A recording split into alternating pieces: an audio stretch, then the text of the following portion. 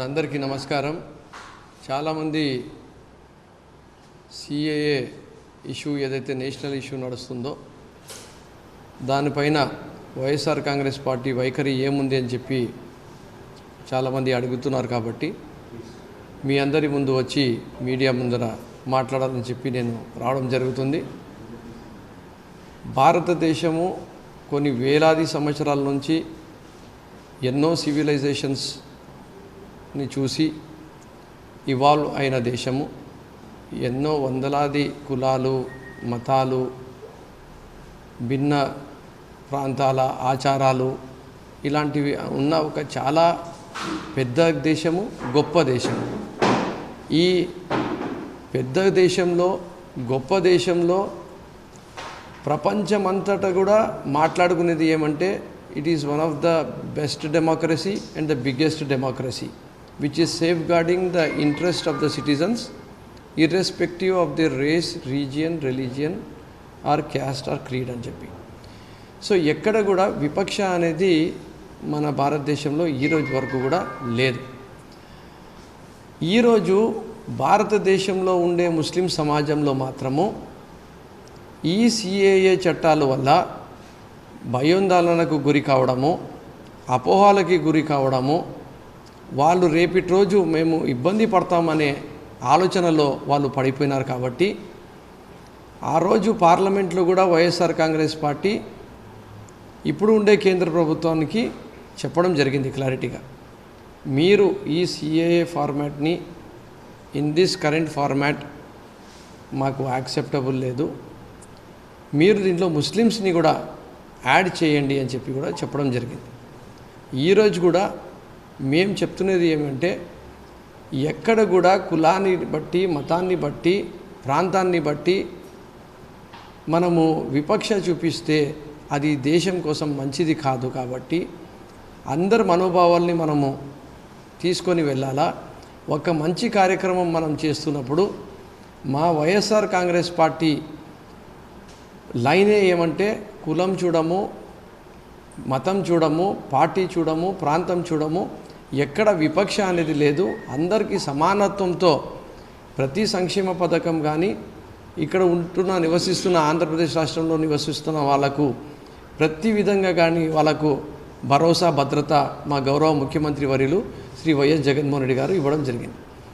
ఈరోజు సిఏఏలో 6 రిలీజియస్ మైనారిటీస్కి పెట్టి దాంట్లో ముస్లిమ్స్ని చేర్పియకపోతే ఆ సిఏఏ చట్టము రావడం వల్ల రేపటి రోజు వచ్చే ఎన్పిఆర్ కానీ ఎన్ఆర్సీ కానీ వచ్చినప్పుడు ఎప్పుడైతే ఈ బీద ప్రాంతాల్లో ఉండేవాళ్ళు, పేదరికంలో ఉండేవాళ్ళు వాళ్ళ సిటిజన్షిప్ని ఒకవేళ ముస్లిమ్స్ ప్రూవ్ చేసుకోలేని పరిస్థితుల్లో పడినప్పుడు ఈ సిఏఏ చట్టం అనేది అందరికీ వర్తిస్తుంది. కానీ ముస్లిమ్స్లకు ఒక్కటే మాత్రము వర్తించకుండా వాళ్ళు నిజమైన భారతదేశ పౌరులైన వాళ్ళు రెఫ్యూజీలుగా అయ్యే పరిస్థితి అయిపోతుంది అని చెప్పి ఒక చాలా భయోందోళనలో ఈరోజు ఉన్నారు. కాబట్టి మా గౌరవ ముఖ్యమంత్రి గారి స్టాండ్ కూడా ఏమి అంటే అన్ని పర్సనల్ లా బోర్డ్స్తో, అంటే సిఖ్స్ ఉండని, జైన్స్ ఉండని, పార్సీస్ ఉండని, జ్యూస్ ఉండని, ముస్లిమ్స్ ఉండని, ప్రతి ఒక్కరి పర్సనల్ లా బోర్డ్స్తో వాళ్ళ పెద్దలతో కూర్చొని ఏమి చేస్తే ఇంక్లూజివ్ అప్రోచ్ అవుతుంది, ఏమి చేస్తే ప్రతి ఒక్కరిని మనము న్యాయం చేసే విధంగా చేయగలుగుతాం, ఏమి చేస్తే దేశంలో ఉండే ప్రతి ఒక్క నాగరికుడు కూడా సంతోషంగా ఉండగలుగుతాడు అనే విధంగా మనము చేసుకుంటే బాగుంటుంది అని ఆ రోజు పార్లమెంట్లో చెప్తున్నాము, ఈరోజు చెప్తున్నాము. In this current format of CAA మేము యాక్సెప్టబుల్ లేము. ఎందుకంటే ఒక మేజర్ ఒక పాపులేషన్ అభద్రతా భావంలోకి వెళ్ళిపోయే పరిస్థితి ఉంది. కాబట్టి దీనిలో అమెండ్మెంట్స్ తీసుకొని రావాల్సిన ఎంతైనా అవసరం ఉంది అని చెప్పి మీ ద్వారా తెలియజేసుకుంటూ, మేము మా పార్టీ, మా నాయకుడు ఎప్పుడు కూడా ప్రతి ఒక్క వర్గానికి, ప్రతి ఒక్క కులానికి, ప్రతి ఒక్క మతానికి ఎంతో గౌరవం ఇచ్చే మనిషి. ప్రత్యేకంగా ఆ రోజు రాజశేఖర రెడ్డి గారు 4% రిజర్వేషన్ ఇవ్వడంలో కానీ ఈరోజు వరకు సామాజికంగా, ఆర్థికంగా, రాజకీయంగా జగన్మోహన్ రెడ్డి గారు మైనార్టీస్కు చూపించిన ప్రేమ కానీ వాళ్లకు చేసిన మేలు కానీ చూసుకుంటే కూడా ఖచ్చితంగా మైనార్టీసు ఆంధ్రప్రదేశ్ రాష్ట్రంలో కూడా ఎవరు కూడా భయోందోళనకు గురి కావాల్సిన అవసరం లేదు. దానికోసమే అసెంబ్లీ సాక్షిగా ఎన్ఆర్సీని ఇప్పుడు ఉండే పరిస్థితుల్లో ఉండే ఫార్మాట్లో మేము చెయ్యలేము అని చెప్పి కూడా అసెంబ్లీలో కూడా రెజల్యూషన్ కూడా పాస్ చేయడం జరిగింది అని చెప్పి కూడా మరొక్కసారి మీడియా ద్వారా మీకు గుర్తు చేపిస్తున్నాను. ఆ రోజు కూడా గౌరవ ముఖ్యమంత్రి గారు ఒకటే మాట చెప్పడం జరిగింది, ఏ చట్టాల వల్ల ఏ ఒక్క మనిషికి కూడా ఇబ్బంది అయితే దానికి మేము ఖచ్చితంగా వ్యతిరేకిస్తాము. దానికి ఏ రకంగా మేలు జరుగుతుంది అనేది కూడా మేము ప్రజల వాణి ఏదైతే ఉందో అది కూడా ఇప్పుడు ఉండే కేంద్ర ప్రభుత్వానికి వినిపిస్తాము అని చెప్పి కూడా చెప్పడం జరిగింది.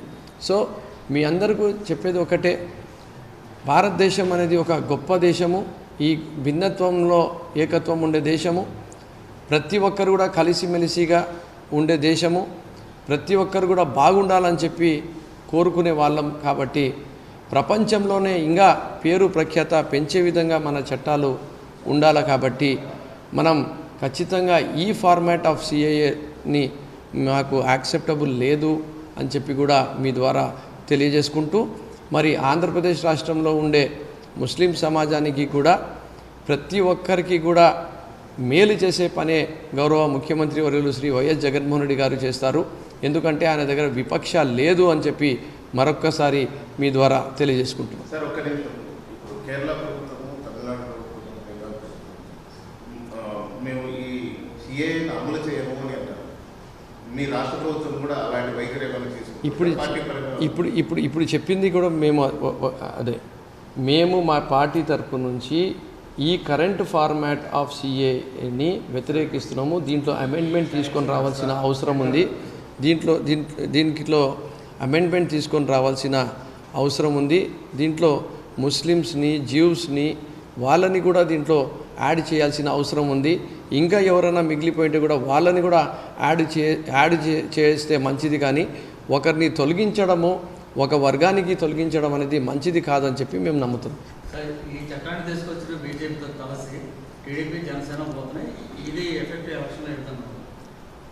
అది తెలుగుదేశం పార్టీ బీజేపీ పార్టీతో ఇంతకుముందు కూడా వాళ్ళు అలయన్స్లో ఉండినారు.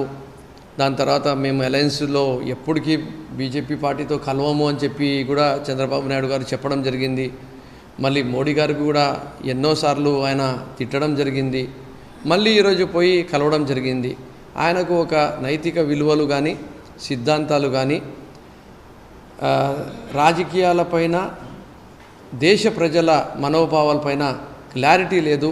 వయసు వచ్చింది, ఆయనకు ఎట్లా పవర్ తెచ్చుకోవాలా, ఎవరి షేర్ ఆఫ్ ఓటర్స్ని నా బుట్టలో వేసుకోవాలా, నా షేర్ ఆఫ్ ఓటర్సు తక్కువ ఉన్నారు కాబట్టి పవన్ కళ్యాణ్ షేర్ ఆఫ్ ఓటర్స్ని తెచ్చుకుందాము, బీజేపీ పార్టీ నుంచి తెచ్చుకుందాము, ఇంకా ఆయనకు వీలు అవుతుంటే ఒకవేళ సిద్ధాంతాలు వేరే కాకపోయింటే కమ్యూనిస్ట్ పార్టీ, కాంగ్రెస్ పార్టీకి కూడా తెచ్చుకొని అలయన్స్ని కుదిరించుకొని ఆంధ్రప్రదేశ్ రాష్ట్రంలో ఎలాగో అలాగా ఆయన ఈరోజు ప్రభుత్వంలో రావాలని చెప్పి ఒక కాంక్షనే కానీ ఆంధ్రప్రదేశ్ రాష్ట్రంలో ఉండే ప్రజలపైన కానీ, దేశంలో జరుగుతున్న పరిణామాలపైన కానీ, ఈరోజు దేశవ్యాప్తంగా కానీ ఆంధ్రప్రదేశ్ రాష్ట్రంలో ఉండే ముస్లిం ప్రజల మనోభావాలపైన కానీ ఆయన ఎలాంటి స్పందన ఆయనకు లేదు అని చెప్పి కూడా మీకు తెలియజేసుకుంటూ, అసెంబ్లీలో కూడా ఎన్ఆర్సీ రెజల్యూషన్ మేము ప్రవేశపెడుతున్నప్పుడు వాళ్ళకు తెలిసిన ఆ రెజల్యూషన్కి